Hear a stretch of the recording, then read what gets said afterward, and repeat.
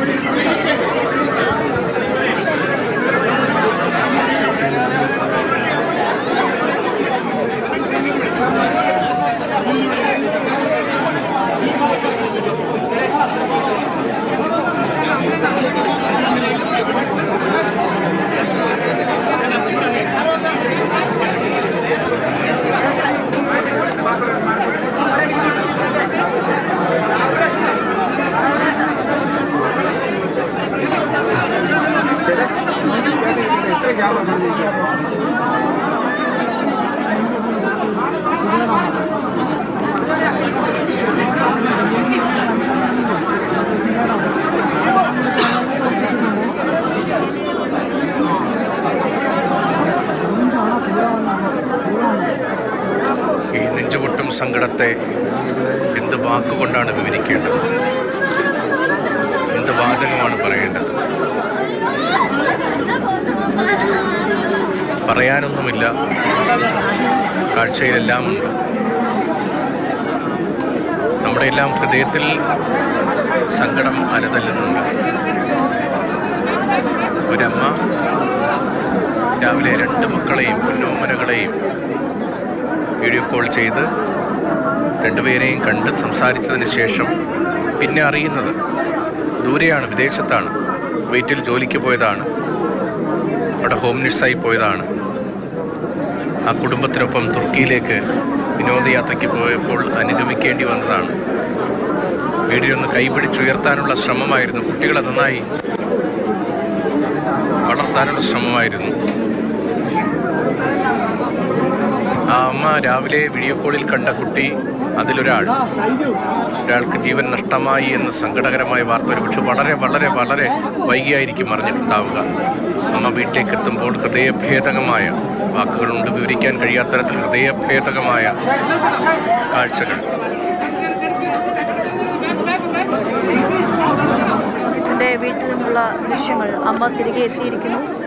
കടൽ കടന്ന് മക്കളുടെ പഠനത്തിനായി വീട് നോക്കാനായി പോയ അമ്മയാണ്.